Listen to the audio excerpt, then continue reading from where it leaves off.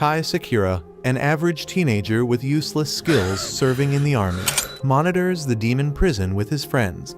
He sets his sights on clapping the most talented chick in their branch. However, his dream doesn't come true as a portal appears out of nowhere, transporting him into a timeline where the demons are free.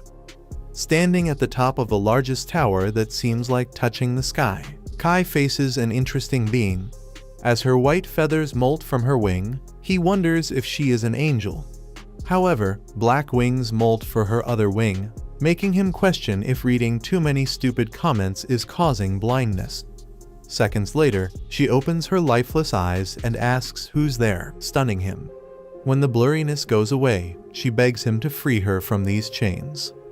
Kai is hit with a bizarre feeling. He can't believe that a godly creature like her is asking him, a mere human who wants to lift her legs and enter the dragon for help. Something like this can't be possible in his mind. The thing is, alternate races and humans have waged fierce wars against each other since the dawn of time. That is the history he knows. And that is how things are supposed to be. Kai yells and asks why doesn't anyone remember the real world? Maybe the Matrix got to them first. Earlier that morning, Kai stopped his car miles away from his destination to monitor the situation. Ashran wants him to be cautious and call it quits. However, Saki reminds him about Kai's habit of monitoring the graveyard for 300 seconds. Ashran is feeling the pressure down there, and so tells him to hurry up. But Kai straight up says his poop is none of his concern. The demons are creatures who possess the mightiest of magical powers. The celestials are demi-humans like angels and elves. The spirits are creatures that possess special kinds of bodies such as ghosts. And here you thought I was talking about cup size. Mythical beasts are colossal beasts like dragons. The war between these four races and humanity have left them helpless. They can't let another great ninja war between the five races to ever occur again. The Urza Federation is tasked with monitoring the graveyard where the demons have been sealed.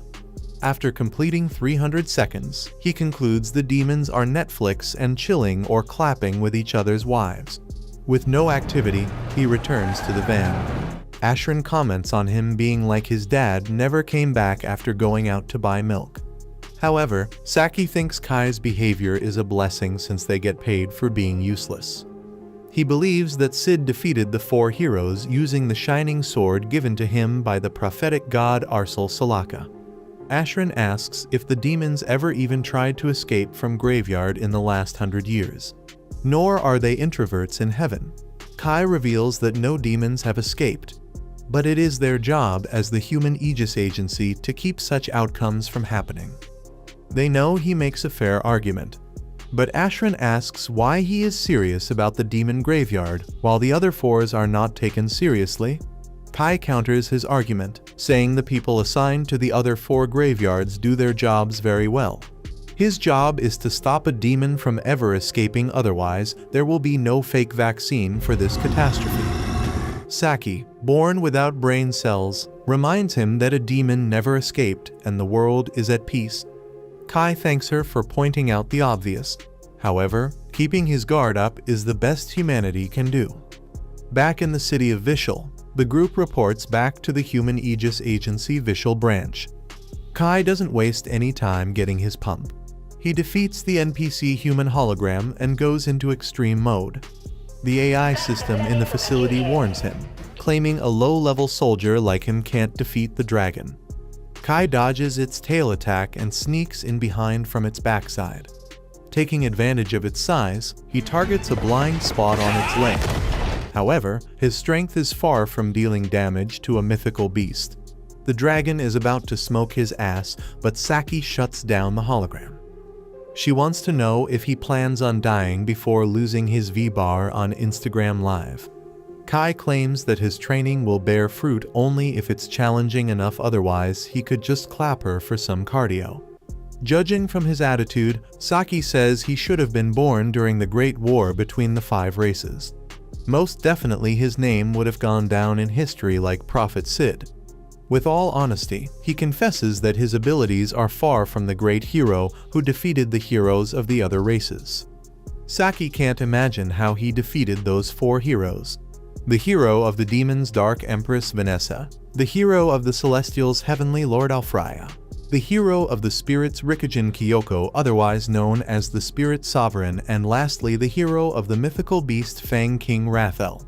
However, it is still uncertain that Sid and his sword actually existed in their world, since the other heroes have videos on YouTube, but none are about him. Anyhow, Saki ends their conversation anti-calmly to ask Asran about his condition. They need to buy Jean a gift for her transfer. She is the only soldier who is going to get a transfer at the age of 17. Asran thinks a bouquet of flowers will do the trick. But Saki knows everyone will give her that. She wants to make things special for her. At that moment, Kai receives a message from her, asking to meet downtown without telling Saki and Asran. Naturally, the two think Kai is going to give her his tool as a gift. However, he runs off before being forced to answer unnecessary questions. For the first time ever, Jean arrives on time. Kai had thought he would have to wait hours, making her pout. Nonetheless, they start their date in the typical fashion by breaking the man's bank account. She wants to buy a gift for Asran and Saki before leaving. Kai reminds her that the transfer is going to last for 2 years. She knows it, but most probably they will become civilians after 2 periods. They are the only loners who sold their souls to the government and will continue giving fan service to the army. Kai changes the topic, diverting her attention toward the goal of surpassing the chief of the royal branch, who is also her father. With that in mind, they enjoy their final date together shopping for others. While waiting for the signal to turn green, she mentions that her father took him to the demon graveyard at 10 years old. After returning from the trip, he started ranting about seeing Sid's golden sword. Kai remembers the moment vividly when he touched the sword and it flowed into him. However, he refrained from sharing this info, as people would call him crazy. It was at that moment when Kai was dead focused on keeping the demons in check. Jean runs into the middle of the street, asking if she will be his future waifu. Suddenly, Kai sees the matrix glitching. He calls out her name in panic, but the others can't see this crisis happening. A strange voice orders the world to rewrite its history and execute the command immediately. A portal appears right above Jean, transferring into a world full of ruins. In the next moment, he finds himself in the middle of nowhere. Confused, Kai looks around in search of someone. Unexpectedly, he encounters a demon at the next corner, leaving him rocked. The demon allows him to experience magic firsthand. Luckily, he dodges the attacks thanks to his training with the holograms. The demons cast 4 spells simultaneously. Kai uses his sword shotgun to fire bullets made from elvish magic. As a result, he cancels out the attacks, impressing the demon. Pissed off, the demon casts a magic circle on his feet. However, Kai escapes in time to launch a counterattack. He runs at him without looking back, but his sword can't pierce its skin. Kai fires a bullet made to recreate dragon's breath, killing the demon. As Kai realizes that his training paid off big time, a high-level demon shows up to congratulate him. He can't believe a mere human slave killed a demon. He deems Kai dangerous and treats him with respect. Just as he is about to become Seek Kebab, Saki comes to rescue him with a flash bomb. She pulls him inside the wand and reports the wanderer has been secured. For some reason, she refers to him as a hunter and asks about his origins. At first, Kai thinks she is playing a prank on him. However, after a while, realizes both Saki and Asran don't remember him. He reminds them about the Human Aegis Agency and their friendship. They have never heard about the Human Aegis Agencies and claim to be soldiers of the Resistance. Honestly, she is shocked that Kai doesn't know about the Human Rebel Army. Asran explains that 30 years ago the humans lost the Great War between the 5 races and got wiped out. The other races have taken control of their cities, forcing them to run and hide for survival. At this point, he realizes they are driving on the streets of Vishal City. Ultimately, they take him underground to the city of Neo-Vishal. Humanity used what was left to build underground strongholds to be safe from demons. Despite the situation, he can't understand why humanity lost the war. Saki asks if he really saw the giant demon trying to kill him. Asheron adds to this, revealing the 4 races have their own heroes. Naturally, Kai wants to know how they could lose when Prophet Sid was on their side. Unfortunately, they neither know about Sid or his golden sword. Suddenly, the crowd gathers as the main corps led by the commander returns from duty. Saki claims that Jean is the most fierce man in their army. They report there were no abnormalities in Vishal Town aside from a giant demon trying to kill them. They also introduce Kai as a harmless bird with no memories. In the meantime, he stands there in shock, as his childhood friend does not remember him. As he, she, or whatever walks past her, Kai loses it. He bluntly asks why she is playing a man and not focusing on her dream to surpass the chief while being a girl. She stops for a moment, but her soldier shuts his mouth from spouting nonsense. Inside the room, he finds no clue about him or Sid. However, the graveyards where the demons were supposed to be sealed still exist. Kai asks Asheron to lend him his truck for a bit. He casually throws the keys, not realizing what is happening. Saki makes him realize his actions, but he claims to have instinctively given him the keys. He enters the graveyard and finds the golden sword of Sid. Upon drawing the sword, he is transported to a tower where a girl begs him to free her. Kai is stunned to see a new kind of race in front of him. She repeatedly asks him to liberate her from the chains. Upon regaining full consciousness, she asks his name and purpose. However, Kai is too starstruck to answer, and so he just repeats the question like a person with 0 brain cells. She reveals her name to be Rin. For some reason, he is having some mental breakdown, as Kai asks if that is her name. He continues with the question, asking if she is a demon or not. Once again, Rin asks him to break the chains. After a brief thought, he walks behind the pillar and observes the situation. He hopes she will not randomly incinerate his ass upon regaining freedom. Kai musters up his strength and attacks the chains. However, his attack doesn't graze the chain. He switches it to shotgun mode and blasts the pillar. But again, his attack is nullified instantly. At that moment, Kai remembers that Sid's golden blade is in his inventory. He tries to summon it with the password code holder, transforming his normal sword into the legendary blade. This time around, Kai is hesitant to try again. However, his determination to defeat the demons is more stronger than anxiety. He strikes the tower, and for a moment, it feels like everything was sliced in half. Seconds later, all of the chains on the pillar are sliced in half, and thus freeing Rin. Kai supports her lifeless body and places her on the ground. A few moments later, she opens her eyes and finds him asking about her health. He also confirms if she is awake or lucid dreaming. She immediately flaps her half-angel and half-demon wings to make some distance between them. After taking a deep breath, she yells at Vanessa, the Dark Empress of Demons, which creates a wind pressure that can blow him away. She wants her to come out of hiding and continue the fight. No way in hell. She is going to admit defeat to a lowly demon girl who got used by everyone. She believes that sending a wimpy low-level demon with 0 fashion sense and experience with handling girls is more than a joke. Kai asks for a timeout, but women don't listen to logic or reason. She wants him to run along like a good puppy and bring his master Vanessa. This chick is so impatient that she casts a light attribute magic spell at him before getting his answer. I am sure she was born 6 months early like some of you who comment before watching the full video. Kai barely moves out of the way, but Rin casts another spell before he can find his balance. He knows her attack will hit and roast his ass.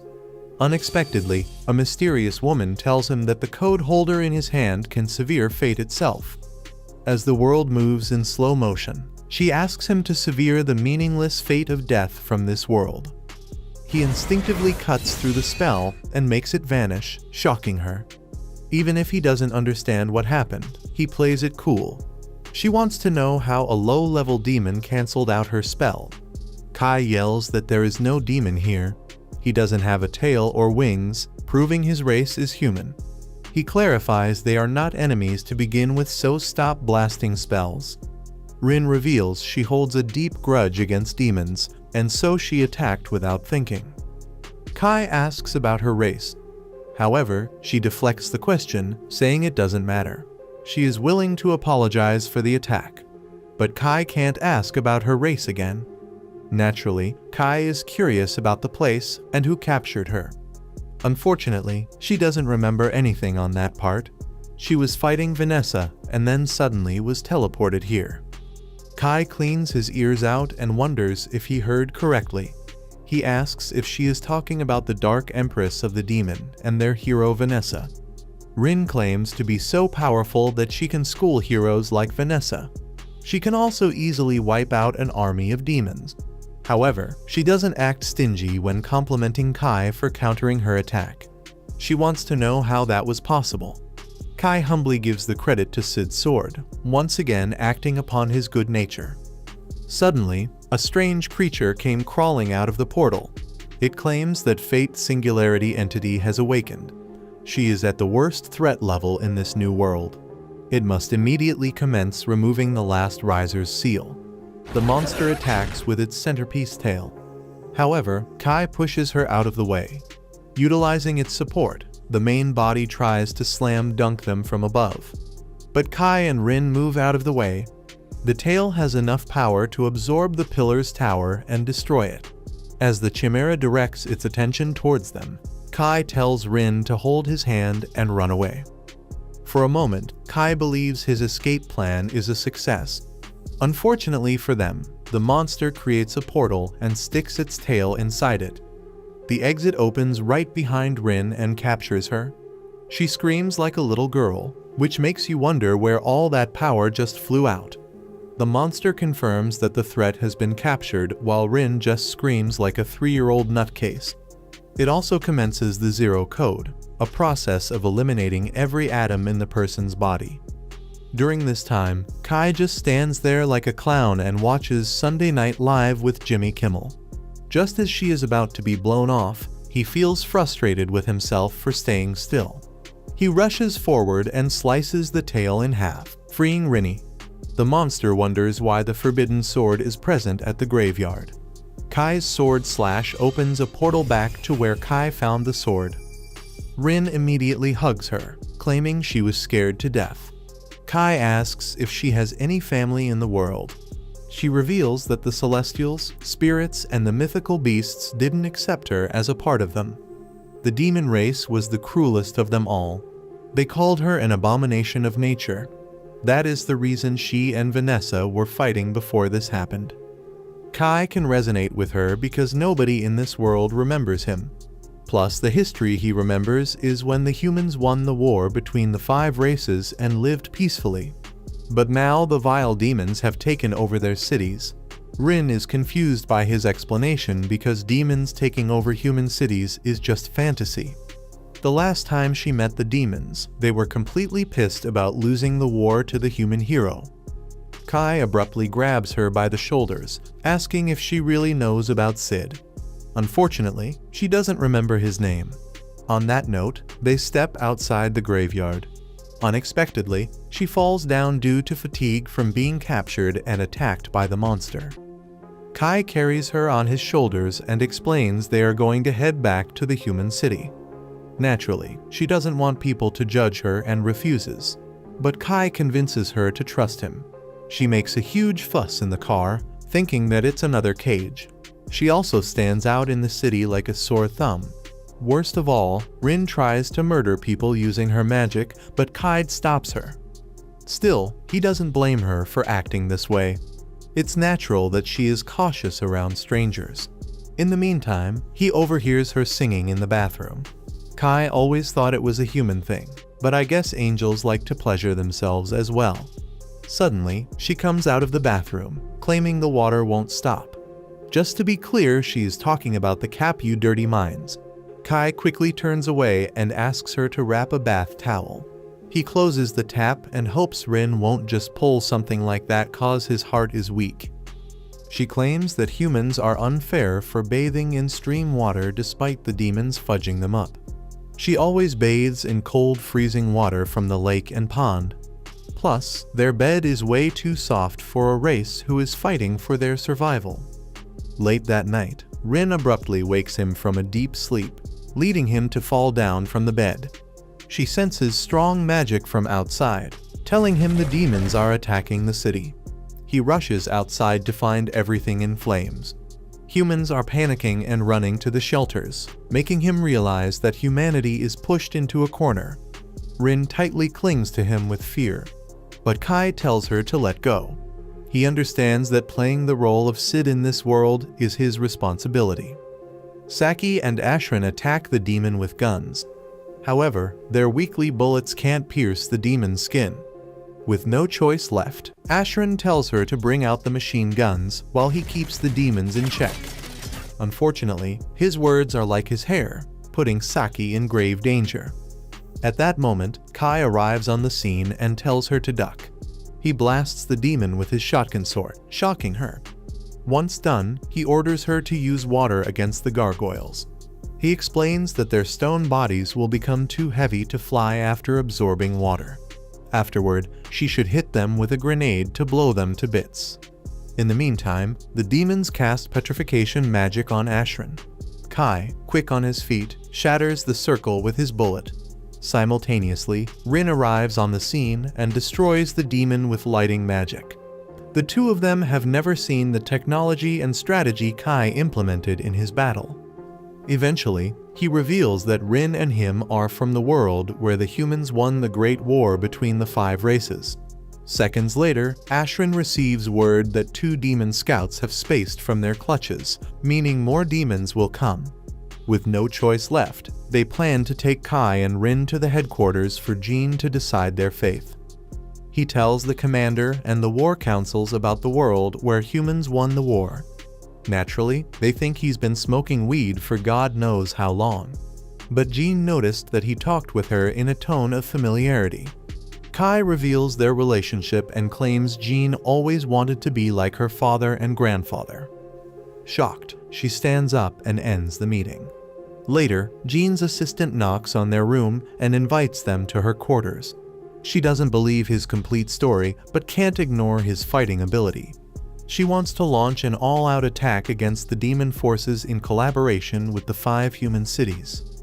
Rin speaks up, saying her plan would worsen their situation.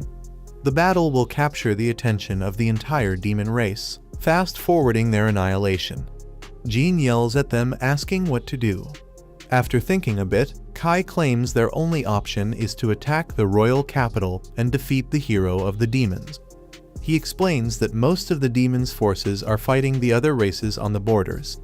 Only 10% of the forces are deployed in the royal capital. He wants Rin and him to fight with Vanessa directly. Jean says most of their forces before reaching them to provide backup. At that moment, her assistant reveals Jean's father prepared a strategy to enter the royal capital through the train tracks. However, they didn't have any means to fight with Vanessa at that moment. But now their only option is to launch an attack to save their city. On their way to the palace where Vanessa resides, Rin goes over the list of what she hates. First in the list are demons. She hates them because of their deceitfulness. She hates spirits because they're creepy, which is just racist, to be honest. She hates mythical creatures because they are barbaric creatures from Vikings or Game of Thrones. Lastly, she hates humans because they are weak, and no one can argue with that. And she hates herself because she is a mixture of all the races. Hats of her mother for handling this much pounding. However, Kai is not the same as everyone else. He is the only one who embraced her without knowing her race or origin story. She gives him a gentle smile, hoping he won't rage quit living because of his V status. As the journey continues, Saki informs them that their small fleet is the backbone of this mission. They will enter the government palace via the underground passageway which was originally made by the Queen to sneak in her BBC lovers. They will strike the main hub of the demons while the main forces led by the commander will keep the majority of demons busy. Their task is to free the captives in the basements and defeat Vanessa. It all sounds like roses and cherries, but Vanessa can smoke their asses. With Jean in the lead, she believes that their plan will be a success. The only thing in this plan that Saki is worried about is that they are the assault team tasked with offering Vanessa. She can't believe what the rebel army expects the four of them can do to the Dark Empress. Like Kai explained 100 times before, they need to strike Vanessa with stealth. They can't just barge in through the back door with 1,000 soldiers. Saki continues complaining and whining like a bitch, asking why she's a part of it. Kai claims the only people he can trust fully are her and Ashrin. She understands that too, but her complaints don't end, as some things are just scary to begin with. Rin pats her head like a dog to make her feel good. And surprisingly, Saki tells her that it is working. Since Saki is Kai's close friend, she is very special. She tells her not to worry and trust in her strong abilities, which haven't been shown in 3 episodes. She probably won't lose to anyone but Vanessa. Saki asks what will happen if it's Vanessa. Rin goes silent and rolls her eyes to the side. Saki raises her voice and repeats the question. Despite her confusion, Rin is positive that she will self-destruct when things come down to it. Ashrin is worried that the demons will spot them traveling in a large group. However, Kai reminds him that demons are sensitive to magic power, and since humans are weak as hell, they are invisible to the demons. On a usual day, they would take it as an insult. Kai notices that Ashrain is calmer than usual. He tells them to glance at his hands, which have been shaking from the start. That aside, if they take out the demons, then their names will be the talk amongst all the races. They might also land some bitches and earn a handsome reward for their efforts. Kai comments that he's more reliable than the Ashrin he knows. He would have been shitting his pants by now. Upon reaching the mission site, Jean addresses her forces, acknowledging their confusion and nervousness. However, she reminds them that humans have been fighting against demon oppression. As they take charge towards the palace, low-level demons step outside. One of them casts a freeze spell, but Kai already knows how to counter it. He blasts the demon at point-blank range, earning him a flawless victory. The demons start appearing from magic circles on the pillar. He works together with Rin to take them out in one swoop. The others can't believe that a bullet can unleash a wide-range attack, defeating all the demons. But Kai claims that it was his weapon who defeated them. He quickly changes the topic, informing them about his intentions to attack the top floor. Jean reveals that the elevator and the stairs are too exposed. Phelan suggests that they should use the emergency stairs on the south side. On that note, Jean orders Group 1 to stay outside and stop any demon from entering the palace. She tasks Group 2 with releasing the prisoners from the basement. At the same time, they head out to the south stairs. On their way, Phelan asks how a bullet can be fired without Kai pulling a trigger. She always sensed a strange presence coming from Rin. However, Jean reminds her that Kai is going to fight with Vanessa. That much is enough at the moment. Suddenly, an imp summons a large army of demons to fight them. Rin had already pointed out his location, allowing them to evade the first move. Phelan takes responsibility for fighting the demon, allowing them to continue their journey. Unexpectedly, Jean rashly steps inside a room on the next turn, triggering a powerful lighting magic trap. Unexpectedly, the trap doesn't faze her because of the elven garments underneath her armor. And yes, it's probably her bikini and panties. Rin instantly recognizes the magic item cherished by the elves. Jean confirms her suspicion, revealing its elvish technology called the Sacred Light Garment. It was seized from them during their last big fight, and its magical resistance is unparalleled. She tells the four of them to continue and leave the demon to them. After they leave, she announces that the demon will be fighting the Knight of the Sacred Light. On the other hand, Kai and the others climb the tower. Rin casts a barrier magic around them so that demons can't sense their presence.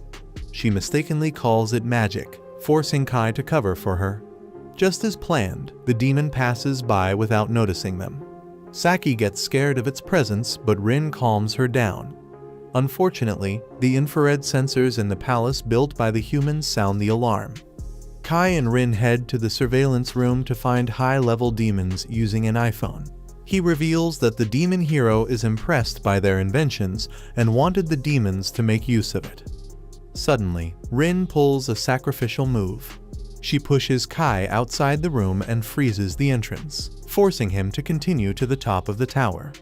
There he finds Vanessa, who seems to be a succubus. Now you know she climbed her way up the ladder. Downstairs, the demon continues mocking Jean for being weak. He unleashes a fire breath at her. However, the elven garment repels the attack with 0 damage. Things don't end there, as Jean unlocks the secret form of her sword, transforming it into the longbow of the moon. The arrow pierces the demon's skin and blasts the living shit out of it. At this point, the demon realizes she is using elven armor and angelic weapons. For someone without magic to use these weapons means chipping away their life force. Jean ends the demon's life, claiming that sacrificing her life is the resolve humanity needs to win against demons and other races. Out of nowhere, a demon breaks the back wall, attacking her from behind. Unexpectedly, Phelan appears out of the blue and kills the demon. The demon asks if she is the soldier who uses Drake's Fang as their main weapon, but she isn't in the mood to reveal anything.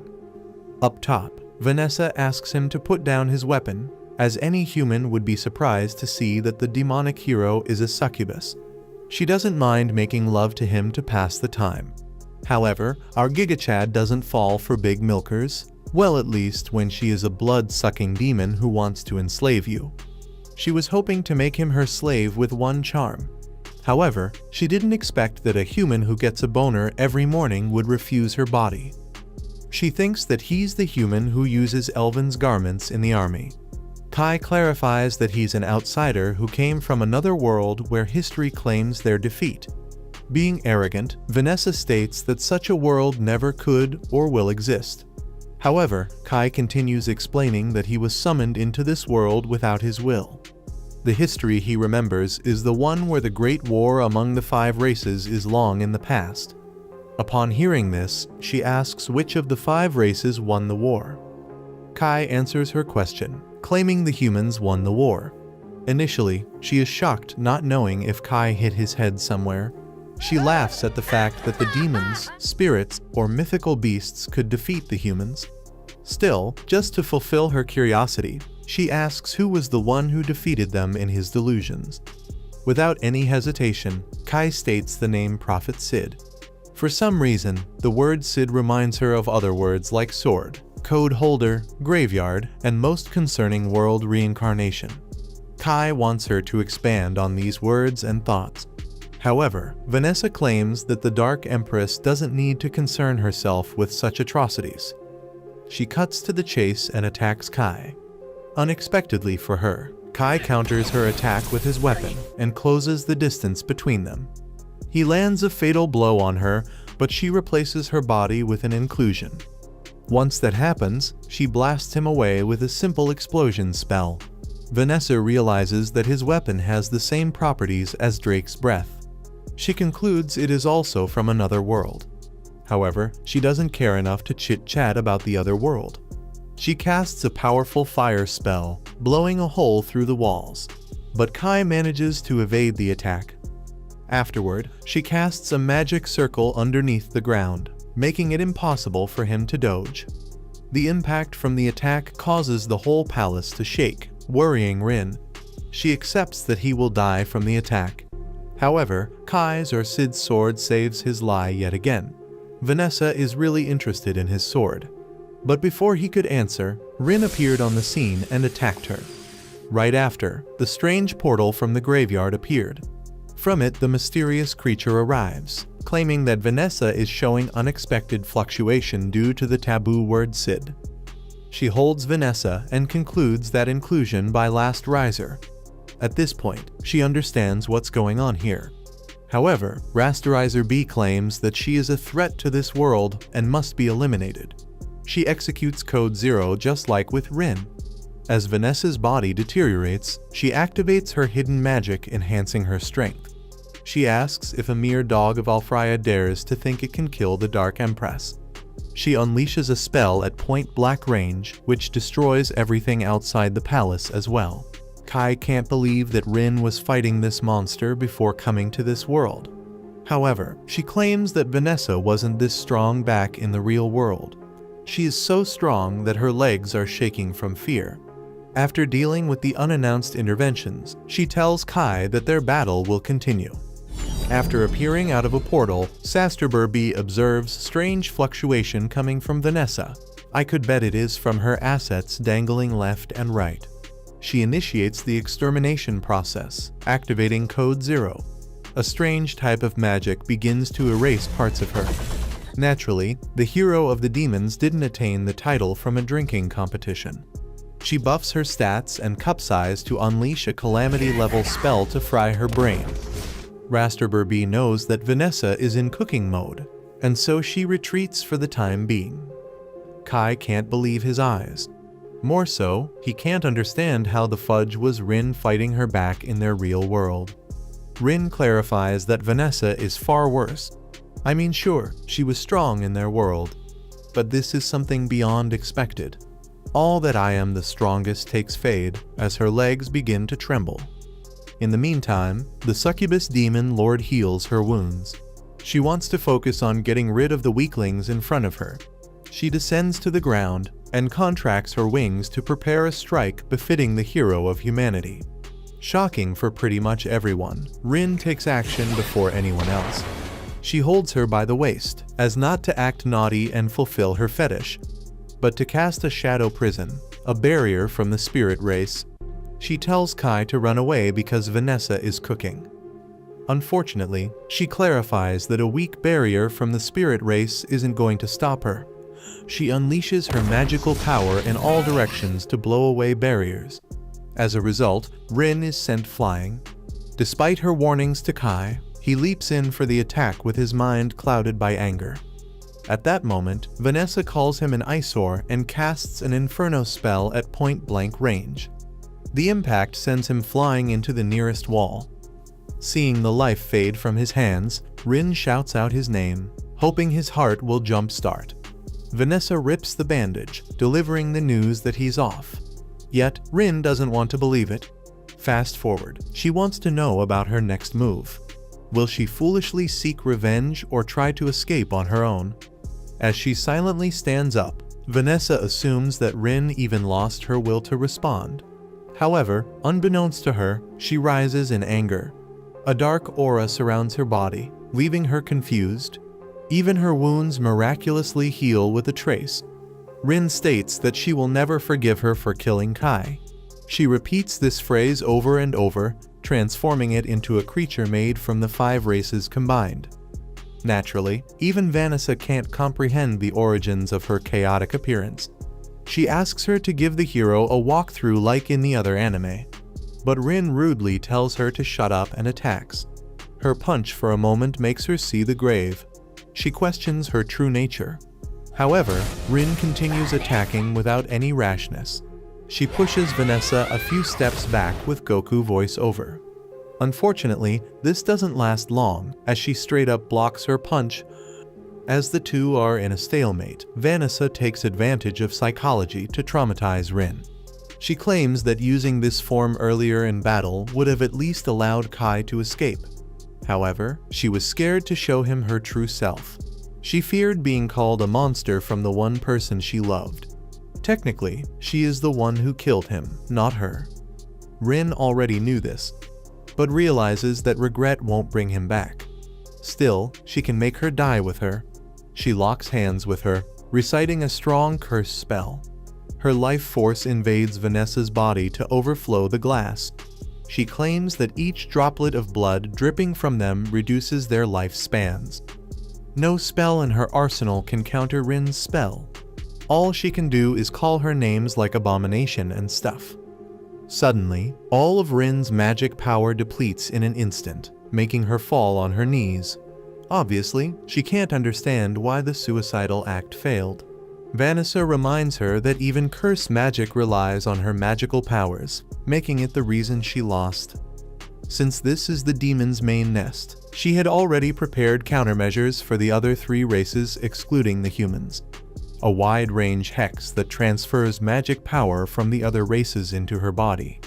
However, the effects on Rin's body were threefold because of her mixed blood. Honestly, she can't really get why a creature like her was born into this world. Still, she will do her the favor of offing her. In the end, Rin apologizes to Kai for failing him, but she claims to have tried to do her best. On that note, Vanessa casts a fire spell to end her life. As the smoke clears up, both girls are left speechless. Kai blocks the attacks, saving Rin, and says there is no need to apologize. He claims that their struggles so far would have gone to hell if she hadn't stepped in to fight. He was unconscious all this time due to the previous attack. She asks if this is a dream, but the warmth of his body relieves her worries. In the meantime, Vanessa wants to know how he survived the previous attack. She claims that humans can't live through a close-range explosion. Naturally, Kai used Sid's code holder at the last moment to reduce the damage of the attack. Nonetheless, he draws her sword against Vanessa because the responsibilities on his shoulders are vast. But she is pissed off that a human dares to stand against her with that attitude. She claims he is just lucky to survive 2 hits from the explosion. He is an insect who barely climbs back up while Rin was fighting her.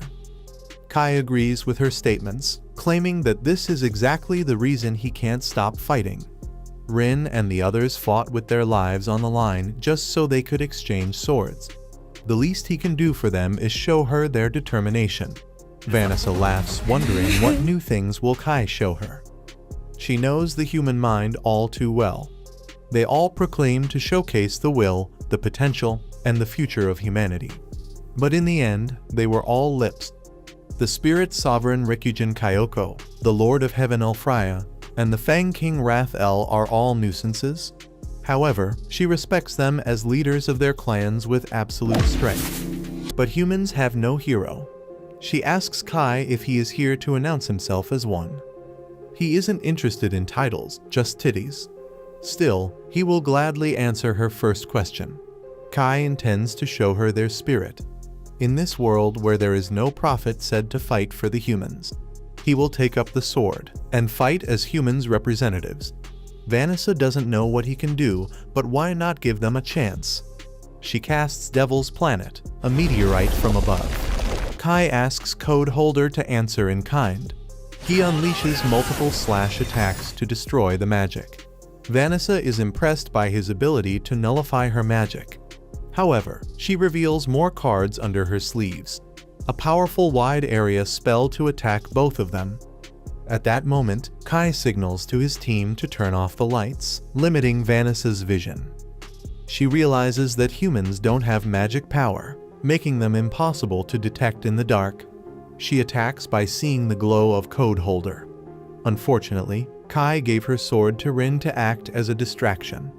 On the other hand, he sneaks up behind her in preparation for the final attack. He has been practicing for 10 years at this very moment.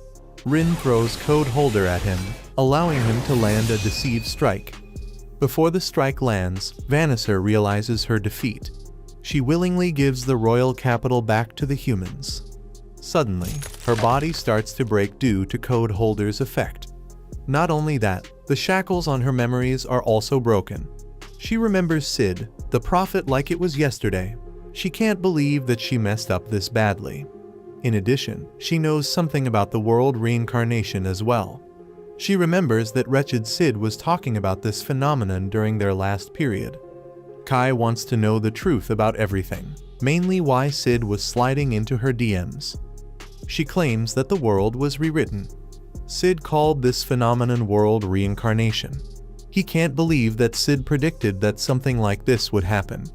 Vanessa explains that one of the 3 heroes reincarnated the entire world, changing its history in their favor. Sid not only foresaw the entire thing happening, he even gave his sword to Vanessa for safekeeping. In reality, she was the one who hid in the graveyard to prepare for what was to come next. She claims that the Code Holder is the only way to correct the alterations in this new world. Even though Kai still can't understand how Sid can entrust his sword to the hero of the demons. He mentions the records of them fighting during the Great War of the 5 Races. Vanessa claims that those records are true, but there is a part of history that was hidden away from them. That history is called the Forbidden Code, otherwise known as the Zero Code. It is a troublesome magic kept secret from the masses. Before turning into dust, she compliments them for using the dark to his advantage and having the courage to fight her without Sid's sword.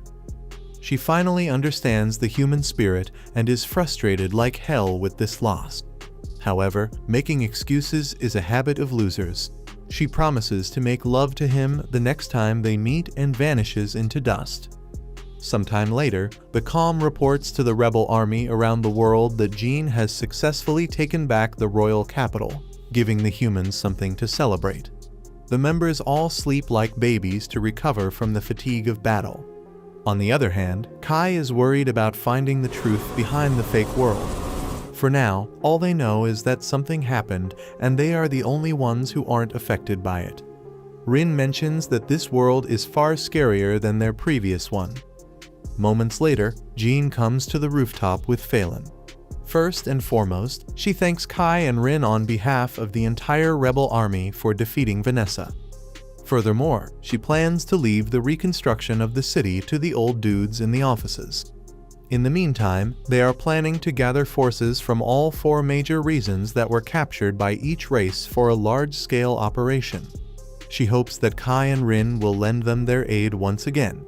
Kai naturally agrees to her request, as their goals are aligned. Out of all people, Rin finds herself running from a mysterious thing in an area filled with white towers. The area is similar to the demon graveyards, but the only difference is a man dressed in all black. He tells them to follow him somewhere away from the threat. Amidst their escape, the man says something, but Rainin wakes up from the noise before hearing the important part. Ashran voices his opinion that fighting with the demons was a suicide attempt. In any case, they won through miracles, but now they have to take a bigger risk and visit the Federation. Everything is planned to kill him. Saki tells him to quit complaining like a spoiled brat and be good with it. She reminds them that the Federation personally requested their squad's assistance for the grand mission. This is the turning point of the war where Jean is standing in the front, leading everyone out of the Dark Ages. They can't just abandon their duty just because he is not feeling like going. In the middle of their nonsense, Kai hopes that the royal capital will be rebuilt before they come back. Saki appreciates the positivity but reminds him that the demons can attack the place anytime. This reminds him of the day demons arrived at the royal capital 5 days after Vanessa was defeated. Rin and Kai were chilling on the ground, watching the people rebuild the royal capital with passion. Suddenly, she sensed a powerful demonic presence nearby. They rush to the top of the castle, but the presence suddenly disappears. Just as Kai is about to let his guard down, Rin warns him that there is a trap set for them. Suddenly, a demon casts a barrier around the entire castle with little effort. Kai can't believe they jumped on once again. At that moment, Heinril eases her wings and posture, surprised to see the humans who took down her dearest elder sister Vanessa. Kai steps back in shock at the scenario, but his reflexes are top-notch. He quickly draws his weapon and activates Code Holder to counter her spell. Despite slicing her attack into nothingness, Heinril isn't fazed by his display. She sneaks up behind him to blast his head off. However, Rin tightly grips her hand before it can touch him. She makes it clear that Heinril can't touch him at all costs. On that note, she breaks free from her rip and returns to her original place beside the other 2 demons. Kai can't get a normal read on her intentions. She claims that they wanted to meet him and say hello. She introduces herself as another succubus related to Vanessa. Kai ups his guard as her pressure is almost equal to that of Vanessa. In her hometown, she heard a rumor that Vanessa was defeated. And what's surprising is that the humans were the ones to complete the job. Still, it seems to her that they managed to defeat Vanessa with a series of miracles. It was like putting $1 million on red and winning. However, the 3 of them can take back the royal capital without breaking a sweat. But she doesn't want to get hasty. The real reason for her visit is to call a truce. It isn't every day you get to be the leader of the demon race. Plus, it was all thanks to a puny human. She will let him have the royal capital if their other territories are not disturbed. Instead of fighting them, they can pick a fight with the other 3 races. Kai realizes that she wants the 4 races to fight amongst themselves. He understands the language of succubi. However, his rank does not permit him to make the call without Jean. Before flying out of there, she warns Kai to be aware of Alfraya, the Lord of the Heavens and the hero of the Celestials. According to her, he has been acting really weird lately. In the present, Kai suggests that Asran should focus on the mission ahead. The rebuilding of the royal capital is not their problem anymore. Their mission is to cooperate with the rebel army in the Federation and take back the territory from the Celestials. Saki confirms if the Celestials are an alliance race with elves, dwarves, fairies, and angels. Kai claims that the Celestials are a cowardly race who are more cunning than the humans. They develop magical tools to fight and enhance their strength. If humans consider demons to be monsters, then the Celestials can be considered enhanced humans. In the middle of their conversation, Jean announces that they will rest in a facility not far from their location. It has not been maintained for years, but a proper rest still might be possible. In the meantime, Rin peacefully enjoys her leg space with no one in the back. However, her fun ends when she senses a presence nearby. She panics and tells them to open the window. Kai follows her instruction, opening the roof's ceiling only to find a freaking dragon scouting them. He reports the situation immediately to Jean, who passes his message forward. Every member from each car equips their weapons and fires at the dragon. Naturally, none of their bullets can pierce dragon scales. It is an ironclad rule of fantasy anime. Ichi, the dragon, descends from the sky and whacks his tail on the heavy to knock down some cars. In the end, Rin is forced to use her lightning magic while Kai covers it up with a jolt bullet. They act like it is a powerful combo which actually fries the dragon pretty good. Ultimately, the dragon senses danger from them and escapes before getting his ass kicked by the MC. Eventually, after dealing with the sudden threat, Jean orders everyone to stop the cars. They must rescue the men stuck in the cars thrown away by the dragon. Hours after, they reach the campsite where Rin and Kai get to stay in the biggest tent. He feels bad for taking up so much space for the 2 of them. Plus, he mentions that there is a female soldier tent area. But Rin doesn't want to leave Kai. He knows that she will be too anxious to hang around with them.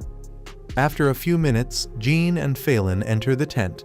She reveals that this tent is for the commanding officers, while Kai and Rin are just their bodyguards to ensure people don't get suspicious about them. Before calling it out for a night, Phelan takes him out for a quick female-to-man chat, if that even is a thing. She will stay guard outside the tent, otherwise people might suspect Jean's gender. Meanwhile, he will stand guard inside. She reminds him that Jean will take off her armor. As she speaks, Kai silently listens without making a move, hoping she will come to the point. Phelan mentions that Jean will be in her light clothes, and so she doesn't want him to have any bad ideas. When the interrogation is over, he enters the tent only to find Jean receiving a back message from Rin. All is well until she starts moaning through the process. Kai raises his congress about finding a dragon scout on the border of the Urza Foundation. He worries that might have come to scout the royal capital and launch an attack. Jean assures him that the royal capital is well protected, and so they won't lose. Plus, thinking about it will just be a waste of time and energy. Just as they are about to hit the bed, Jean warns him about her toss and kick habit. But it's more like a hugging and kissing habit if you ask me. The next morning, on their way to the Low Federation, Saki mentions that their weapons are more effective on Celestials than demons. However, Kai advises her to breathe before shooting because Celestials and humans look alike. In the morning, they finally reach the capital and receive a warm welcome. Advisor Zephin and the other soldiers are thrilled to see the heroes who took down the demon hero and reclaimed the royal capital. Jean also thanked them for the unexpectedly warm welcome. With that, Zephin turns his eyes to Phelan, whom he has been acquainted with. He never thought that both would live long enough to reunite on the battlefield. Yet, Phelan thinks that she is still too young to consider that possibility. Aside from the pleasantries, Jean asks the advisor to introduce them to their commander Dedant. On their way to his office, he asks Phelan if she has any information on him. She knows that he's a descendant from the previous royal family who likes to refer to himself as the Emperor. She claims that he is a self-absorbed douchebag who views Jean as his competition. Outside the office, the assistant commander Quiberi greets and escorts them inside. Unexpectedly, the Emperor far surpasses the compliments Phelan gave him. He is a bigger meathead than everyone imagined. Dante taunts them for being late, disregarding the dragon attack on their platoon as a mere excuse. Still, Jean doesn't get furious because of his behavior. She advises him to act as a better leader if he wishes to earn glory and honor from his people. Later in the group meeting, Zephan briefs that the celestial territories are composed of 4 major areas, each belonging to a specific race. The problem is that they don't know where the celestial hero resides. Jean quickly volunteers to lead the search party for the hero. Dante calls her stupid for being a general on the front lines. However, Jean is just placing her life in the hands of her people, impressing every soldier present at the meeting. Late at night, Asran raves about the beauty of the assistant commander, but Rin is assumed to be lost in thought since morning. Kai notices her conversion, but she keeps the details to herself. To earn the trust of the rebel army, Jean spends the following morning mapping out the elven forest. She returns only to report her successful trip to Zephan. She orders him to create maps of the forest and call a strategy meeting first thing tomorrow. On the other hand, Phelan is super pissed that Jean is acting reckless. She plans to give her an earful at night in the private quarters. She shares the results of their first expedition at the next strategy meeting, creating even more in awe in the soldiers. However, Dante and Quiberi don't attend the meeting. In the hallways, Rin oddly asks about her, but Kai says that she won't be coming. Another meeting takes place soon after the first, but Dante doesn't show his face yet again. He is pissed off that a young, reckless man like Jean is outshining him in each step. Quiberi convinces him to secretly invade the elven forest and capture the enemy. Zephan wants to tell Jean about their plans, but Danter orders him to shut up. On the other hand, Alfraya succumbs to Rasterizer's plot and thinks that inferior races like humans, elves, and fairies should be wiped out from this world. With the hero of the Celestials under the mysterious Rasterizer, Alferi the Lord of Heavens believes that eliminating the other celestial races is the best choice of action. The Grand Elder of the Elves and her assistant can't even blink before he casts a deadly spell at them. The spell instantly incites the Grand Elder. However, the impact causes Ryoru to fall from the platform. Shocked by the incident, she can't stabilize her magic power to stop the fall, causing her to hit hard and pass out for days. After waking up after God knows how many days later, Ryoru takes a few minutes to remember what's going on. Some hidden elves inform her that she's been sleeping for days. They are thankful that she is back. Still, the elves want to know the whereabouts of the Great Elder. Without saying much, she orders the elves to gather everyone, the fairies, and even the dwarves. The single house of the elves starts buzzing with rumors. They can't believe she wants the elves to breathe the same air as dwarves. Further, they don't know what to do with the fresh humans they caught recently. She thinks about this for humans when suddenly a bright idea hits her head. On the other hand, Jean, Phelan, Kai, Rin with 2 backgrounds enter the elven forest. They are worried about Dante and his platoon who haven't contacted them for the past few days.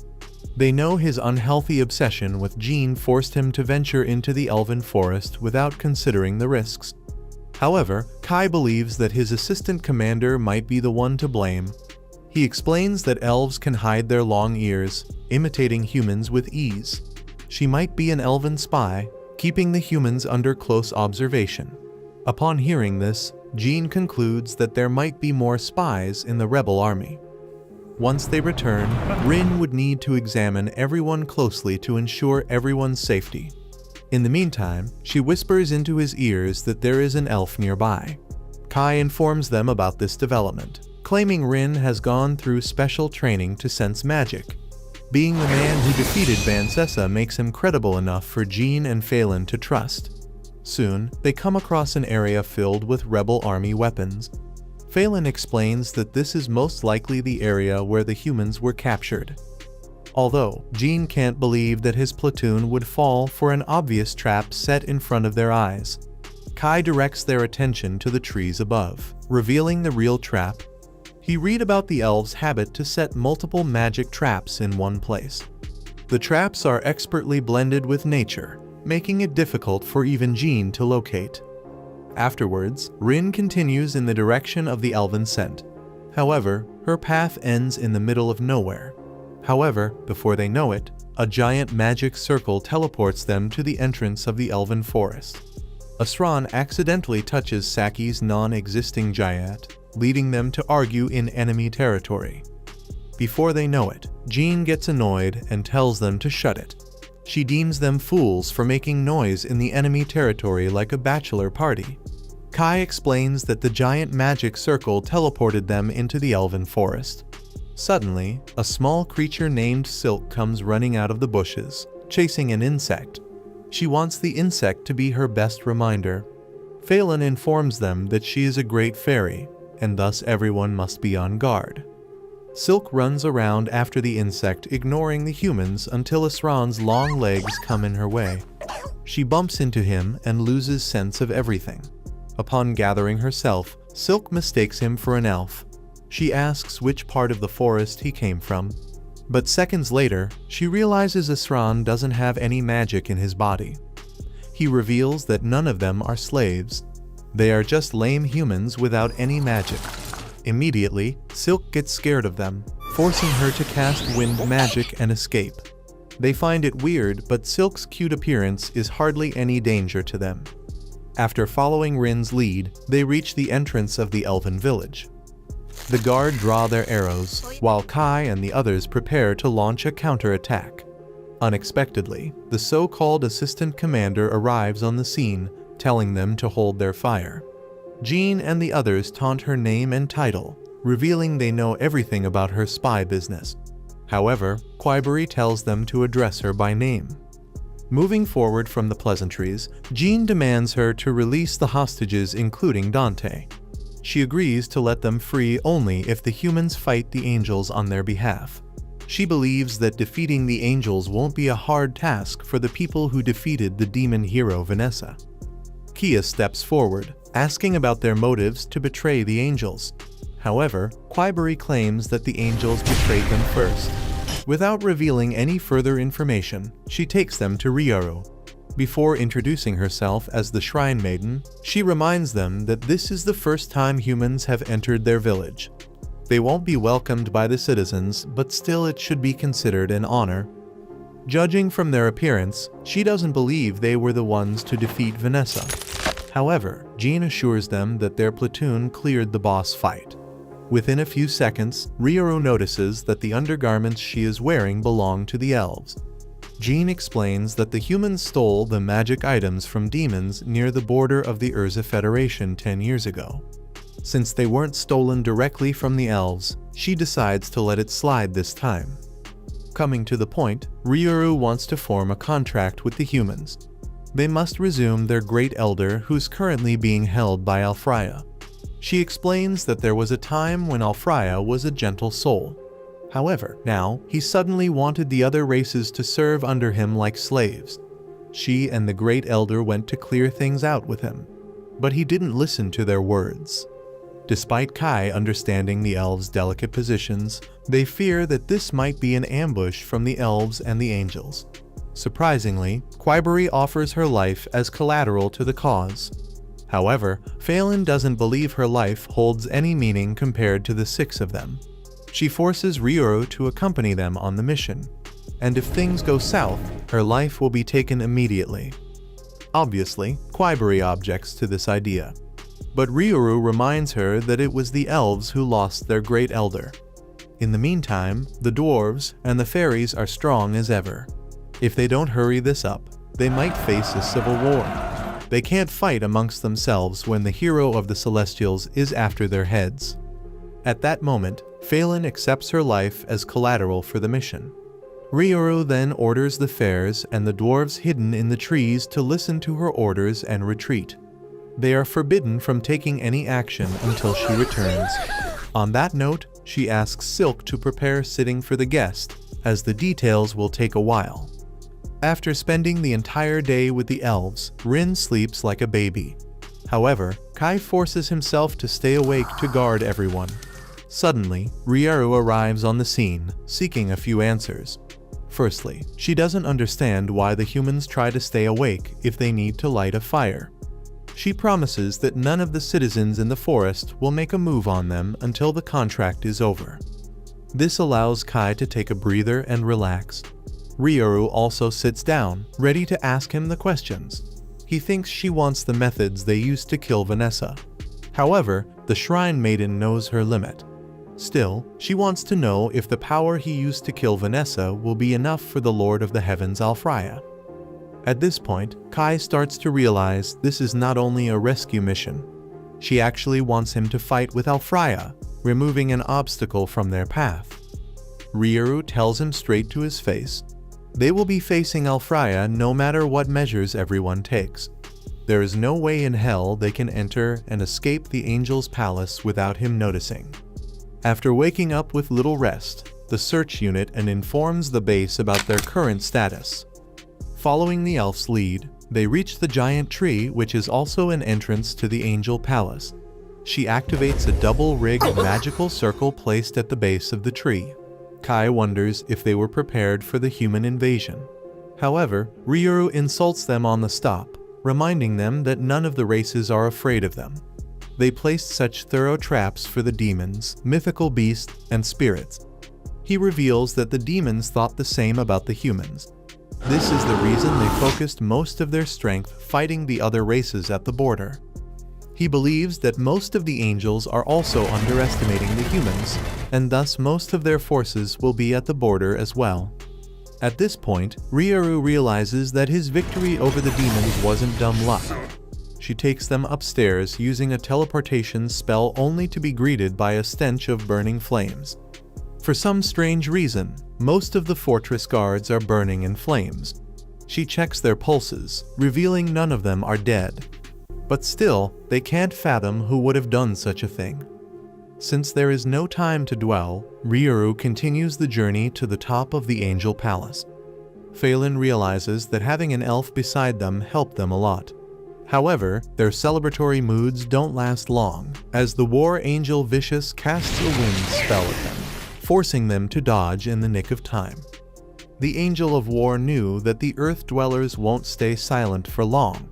Ryoru can't believe that she is looking down upon them just because of her wings. However, she has no concerns for their feelings. She is an angel who follows the will of the Lord of Heaven's Alfraya. The other angels were also like the Earth Dwellers, disobeying the Supreme One's orders. And so, Alfraya personally handled their punishment. Soon, he will be executing the Great Elder of the Elven Village to make an example out of her. This will force the other races to bow down before the Supreme One's authority. Phelan doesn't wait for the boss walkthrough to finish and attacks before getting bored. Vicious is amused that mere humans have the guts to attack her head-on. In the meantime, Phelan tells Jean and the others to continue while they take care of Vicious. She doesn't want to allow the others to escape, but Asran and Saki's constant firing keeps her distracted.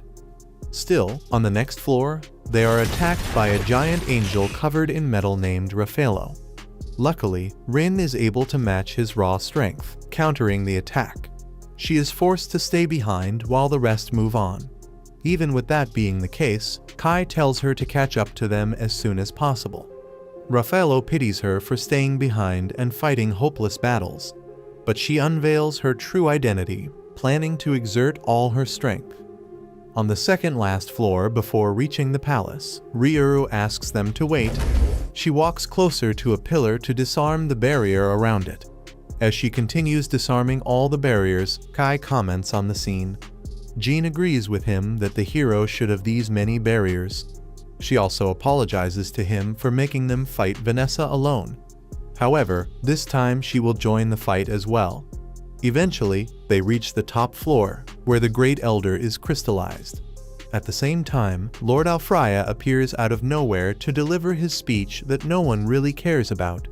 He thinks that only angels deserve to enjoy the blessing sent down from the heavens. After entering the angel's castle, the tide of battle completely changes when the Angel of War Vicious sticks her nose where it doesn't belong. The first thing she does is burn their insults to pieces, calling Reiron a nasty snot. On top of that, she wants to make an example for the elves and the humans to avoid these peckish fights in the future. But before she can even swing her sword, Fling intervenes with her Drake's Fang's double trouble. Upon getting an idea of her strength, she tells Jean and the others to continue their journey. However, Vicious the chick who never got a reality check can't believe humans would have balls to fight angels. At the same time, Rin manages to stop the metalhead's attack, allowing the others to move forward. On the upper floor, Jean apologizes for ghosting him against the battle with Vanessa. Though, this time things are going to be different, as Alfraya will be facing humanity's strongest duo. As they reach the top, Reiron finds the Great Elder held in a cage made of magic. She begs Alfraya to show mercy, but that psycho is more interested in delivering his nose of egotistical bullshit. After clicking the skip button, the battle downstairs gets heated with Vicious on the offense. With time and multiple exchanges, she notices that Phelan wields a weapon from the mythical beasts called Drake's Fange. She heard that its power erupts upon impact with another magical weapon. Phelan is impressed by her knowledge of magical items, but that comes with the job description, as the Celestials are masters at forging weapons. Yet, Phelan can't understand why her lord is forcing slavery onto those same Celestials. Like every villain in pretty much anywhere, Vicious says that humans can't fathom their reasoning. On the other hand, he can't believe that she would be able to counter his moves. Yet not only does she counter, Rin lands an attack on him. Mr. Metals compliments her for piercing through his divine armor, but she knows that it's a load of bull crap. In reality, he is unfazed by her attacks. But that is nothing new, since the angels love their superiority complex. This is the reason they look down upon even the elves, fairies, and dwarves. At this point, he is interested in her origins. She answers truthfully, revealing her origins are unknown. Furthermore, she doesn't want to know until Kai stays beside her. Back on the top floor, Alfraya, the judge, jury, and executioner declares a verdict for the Great Elder. Reiron gets flashbacks of the time when Alfraya was the kindest of them all. Now she claims that he is not fit to lead the Celestials. Still, no one listens to a background character, and thus decides to get rid of the bug. Without knowing whether Code Holder can stop his attack or not, Kai intervenes to save her life while praying for this to work. And the gamble unexpectedly works, leaving Alfraya wondering who's this guy. He asks if he has any DNA tests to prove that his parents were his parents. Honestly, he thinks that he is an elf under a disguise. However, Kai claims that he is a human. This confuses Alfraya to an extent which the 72 genders failed to reach. Naturally, he asks why Kai saved an elf of all things. Being a straight shooter, Kai reveals that Reiron's life is precious to the elves. If she gets hurt, then the entire clan would hold them in prejudice. Although, the long ears and their jugs would have been enough of a reason for me. Yet, Alfraya doesn't agree with his logic. In his eyes, his life and the puny elf's life are not of importance. But one miscalculation in his plans would have burnt them both to ashes. Despite this, he acknowledges his sword to be something extraordinary. Kai doesn't let the chance to boast slide, and reveals that the Dark Demon Empress Vanessa and her magic were useless against his sword. Not only that, his sword carries the potential to challenge him, the so-called mightiest being in heavens. After processing this information, Alfraya laughs out loud at the dirty demon. He can't believe that she was defeated by a mere human. But Kai expresses his doubt, which makes him realize that he's also got an ego issue for being the MC. Kai claims that Vanessa was much better than him. At least, she didn't try to execute her own subordinates. No matter what he says, Alfraya refuses to accept his wrongdoings, claiming he can decide who lives and who is a waste of oxygen. Once again, he highlights himself as the brilliant of all beings, another villain 101, but Jean refuses to listen to his crap. She attacks with her elven blow, shattering all of his defenses and drawing first blood. With that, he loses his cool and goes on the offensive. Using a magical item, he summons heavenly lightning.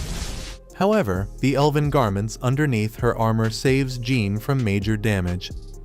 Alfraya highlights the recoils for using elven technology with 0 mana. Kai gets worried for her safety but dismisses him, saying they will talk after the battle. As the attacks continue, even Reiron starts fighting against them. She saves everyone from multiple bolts of lightning using her own magic. Being in a human's debt is worse than dying by Alfraya's hand.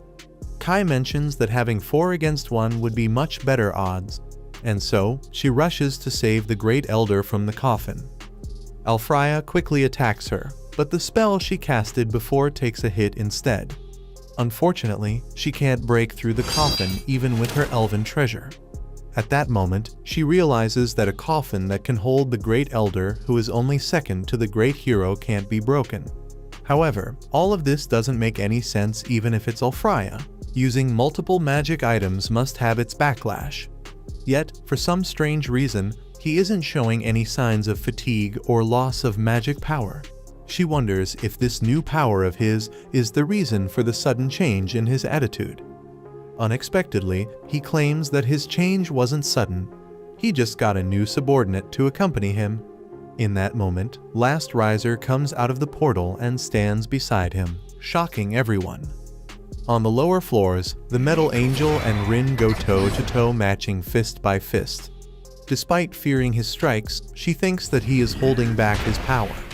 Upon hearing this, he gets serious and attacks her seriously, sullying one of her wings. Rin immediately gets furious over her wings. She unleashes a powerful magic attack composed of physical and magical elements, knocking him the hell out. At the same time, Phelan also keeps Vicious at bay. They keep exchanging swords with Ashran and Saki on the back up.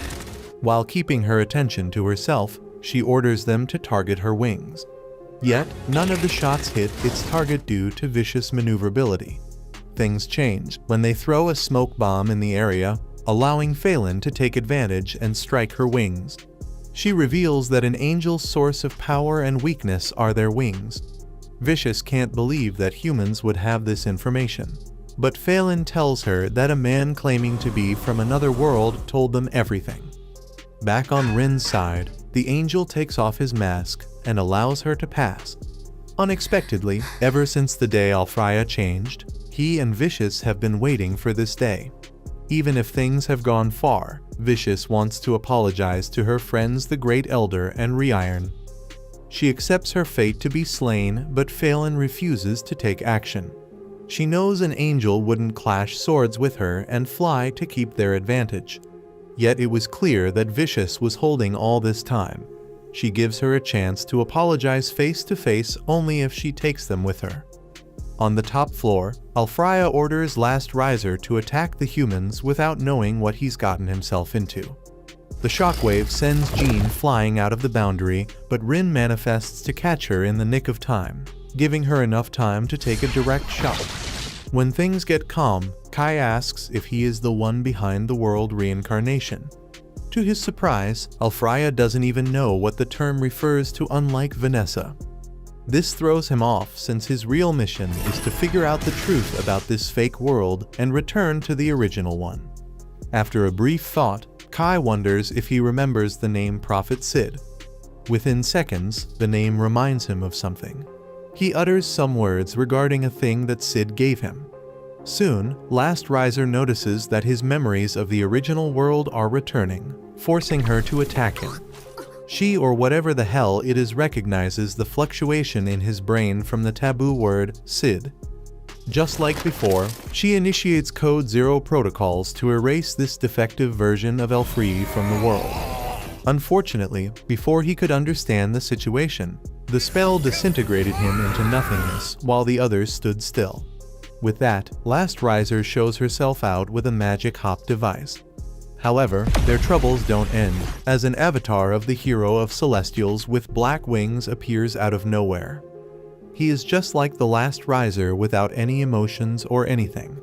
Furthermore, the thing gets access to his memories, which increases his power to an extreme extent. Just a mere shockwave of his scream is enough to overwhelm everyone. At some point, Kai recognizes this pressure from the time when he was being transported to this world. He realizes that this is not another world, but the Last Riser somehow overwritten the old one. And now, they did the same thing with one of the 4 heroes. On top of that, he only remembers the part about his arrogant desires, becoming an heartless angel. He casts magic without using an item, something that is despised by the Celestials. However, the power of his attacks surpasses a magic item's. Rin tries to block it, but eventually her shield is shattered, knocking her and Jean out cold. Being one of the Celestials, Reiron can't believe that he just used magic without his items. Despite everything, she still tries to use the good old talk no jutsu, reminding him that he is just chipping away at his life. Plus, not using magic items is something to be ashamed of. Angered, Reiron uses her 7 Guardian Princess to attack, but they are blown to pieces. Alfraya takes her advice into account and uses his sword to slice through her attacks and land a fatal blow. Ultimately, Kai loses his cool and locks the sword with him. He tells Alfraya that somewhere deep inside she hoped for his return. He disregards her feelings as nothing but laughable and irritation. Kai claims that he would have understood if the hero standing in front of him was the same one that Reiron respected. However, Alfraya explains that he doesn't have time for such weakling bullshit. The two eventually break the standoff and Kai realizes that he is not the real celestial hero. He is just a fake made with Last Riser's weird magic. As they exchange words, Reiron and Jean regain some of their consciousness. She is in awe of his choice of words and cares for her feelings. But her powerlessness makes her unable to do anything but rely on his strength. At the same time, Rin also calls out his name, even while being unconscious. With Rin unconscious on the ground, the only thing Jean and Reiron could manage to do is watch, and here's the heroes clash swords with each other. What else can women even do at critical moments? As Kai and Alfraya's sword lock down, he asks if his sword can regenerate after breaking in just seconds. He reveals that also Reiron's 7 Princess worked like a charm. However, his sword's ability to regenerate in split seconds allowed it to break through the barriers and land a fatal blow. Alfraya confirms his suspicion, claiming it is the work of heaven itself. This arrogant little shit thinks God is on his side. He says that his power is absolute and can't be blocked by a mere magic item. Finally, the stalemate breaks when Alfraya backs down to charge for another attack. During this time, he acknowledges that Celestials don't need magic items or second-hand objects to destroy him. He wants the inferior races to accept him as the hero appointed by the heavens. They should just become his slaves and call it a day. However, Kai knows that the heroes of all the races were supposed to protect their people. But his statement is nothing but a plea from an inferior race in Alfraya's eyes. Upon hearing this, Kai decides to show him the power of the human spirit. Before long, Jean gets worried about Kai. She asks Reiron if he is the better swordsman. She agrees with her, but the fight is more than just swordplay. Seconds later, he launches the heavy sword strike, yet Kai manages to counter it. He continues parrying 3 consecutive strikes, which pisses him off enough to throw the sword away. However, the throw wasn't just rage quit, as Jean realizes that Alfraya intends to destroy the Angel Palace itself. At this point, Reiron knows that they need to work together if they want to win against him. In the meantime, Kai doesn't give a single second to let him go on the offense. With countless sword strikes on the shield, Kai breaks the shield, and on top of that injures Alfraya while he stands still. Naturally, his ego takes a big hit when the so-called inferior race draws first blood. Immediately, Alfraya lets out his anger, grabbing him by the neck, which causes him to lose grip over Code Holder. As his attention is focused on killing Kai, the girls combine their magic items to unleash the full power of Jean's long bow. The strike is so powerful that it shocks and irritates, leading him to free Kai. He fully understands that Alfraya is standing on his last leg, and one more attack would do the job. With Code Holder not in his reach, he utilizes his weapons from the old world to turn him upside down. But obviously that isn't enough to do the job, and so he unleashes a powerful back with gas release to increase its impact, which easily knocks him out cold. Once defeated, a ray of light and darkness dispersed from his body, signaling that Alfraya has returned to his original state. He can't believe that he was the one to lose his wings and fall down to earth. Just be sure though, Kai asks if he has actually gone back to being fixed. Ration, however, ignores the security protocols and bolts right ahead with a worried look on her face. Despite her feelings, Alfraya reminds them that the Angel Palace is going to crash soon. He tells Reiron that her pity and love is wasted on him, especially when he did horrible things to the other Celestials. At the same time, the cage holding the Great Elder vanishes into thin air. Alfraya wants her to tell the other Celestials that everything was his fault. He will take the blame, ensuring the humans and the elves don't get unnecessary blame. Upon seeing his condition, Kai realizes the same thing happened with Vanessa at the time of her death. Before long, he calls Kai out, claiming he received something from Sid in the graveyard. His exact words were, "No, it exists. More so, it was supposed to exist." Those are the only words he spoke to him, which left him confused. Kai wonders what Sid was talking about, but even Alfraya, Lord of Heaven, can't help him. All he can say is that Sid looked frustrated to an extreme extent. Furthermore, he informs Kai of the reason behind the world reincarnation. The cause was hatred and not one of the four heroes. After acknowledging him as the hero of the humans, Alfraya recalls the moment he saved Reiron from getting killed. He thinks that was the moment the taboo code was triggered, thus Last Riser came onto the battlefield. Before turning to dust, he pleads with Kai to erase all the hatred in this new world. Afterward, Kai and the rest of the team descend to the castle to meet with the other surviving angels. First, they inform them about Alfraya's fate, leading them to mourn their inability to help him. Kai then asks if he started the change after Last Riser appeared and called himself his subordinate. When the angels confirm his suspicion, he wonders why his subordinate would attack it. On top of it, if the Last Riser would target Rin again as it did at the graveyard. Soon, they return to the camp where Rin stays unconscious for hours. She dreams of Last Riser chasing her and a man in complete black. As they run, the man in black asks if Last Riser is behind everything. Suddenly, she wakes up from shock and hugs Kai tightly. He tells her that she has been unconscious for hours, which makes him worry a lot. Suddenly, Jean, the big elephant in the room, coughs to make them notice her presence. She sarcastically comments that Rin doesn't see anyone besides Kai. With that out of the way, she reminds them that there is a lot to talk about. The first thing on the agenda is what the hell is Rin? After a long story, she learns that she doesn't even know about her backstory. Guess the flashback hasn't hit her yet. Despite everything, Kai assures her that Rin is on the side of humanity. She would have burnt her on the stakes at first, but her attitude towards her changed after their victory over Vanessa. At first, Rin felt that being with Kai was all she needed, but Jean accepting her made her feel good. With the boring stuff on the side, Kai expresses his desire to tell Ashrin and Saki about the truth. Jean also doesn't think it is a bad idea, but fears that this revelation might cause an uproar in the rebel army. For now, she wants to keep it under wraps, but for diplomatic reasons. Finally, everyone gathers on the same page and ends the discussion. Jean decides to have fun with Rin, asking her permission to stroke her wings. She loves the softness of it, but rubbing makes her feel ticklish. Since that is the case, she doesn't hold back on the tickling and Kai gets to experience a sight for sore eyes. Early in the morning, Kai and the others attend a meeting with a new leader of the Celestials, the previous Great Elder of the Elves. They eventually come to a truce with pretty simple terms. The humans won't be allowed passage into the vast forest ever again.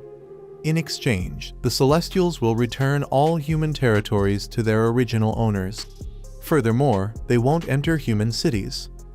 Once both parties agree on the terms, she presents the humans with new and improved elvish magic items. Jean's longbow of the moon is returned to her after being repaired by the dwarves. In the meantime, Kai receives a box full of real elvish bullets, unlike the fakes made by humans from the previous world.